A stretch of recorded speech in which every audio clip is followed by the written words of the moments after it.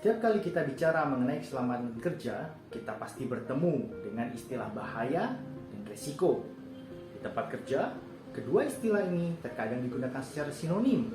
Akan tetapi, perlu diketahui bahwa terdapat perbedaan antara bahaya dan resiko.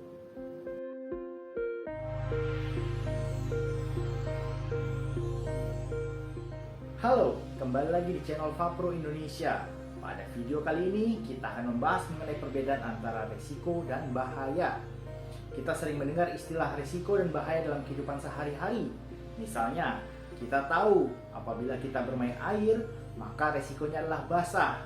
Atau mengapa kita dilarang bermain api? Karena itu adalah tindakan yang berbahaya. Di dalam keselamatan kerja, perlu diperhatikan bahwa istilah risiko tidak sama dengan bahaya. Walaupun sepertinya kedua istilah ini mirip. Misalnya, apabila kita harus bekerja di ketinggian, ada bahaya terjatuh dari ketinggian dan ada risiko terjatuh dari ketinggian. Di dalam kalimat ini, sepertinya istilah bahaya dan risiko menunjukkan hal yang sama.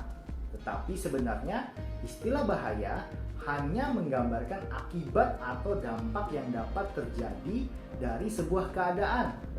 Sedangkan istilah resiko lebih menggambarkan seberapa mungkin bahaya itu terjadi atau seberapa parah dampak atau akibat yang terjadi. Sebagai contoh, sebuah letusan gunung berapi merupakan kejadian yang berbahaya dan bisa menimbulkan kerusakan yang besar. Namun, tingkat resiko dari sebuah letusan gunung berapi akan berbeda, tergantung dari lokasi kita terhadap gunung berapi tersebut. Apabila kita tinggal di lokasi yang jauh dari gunung berapi, maka resiko terjadinya bahaya letusan gunung berapi terhadap diri kita sangat kecil atau bahkan tidak ada sama sekali.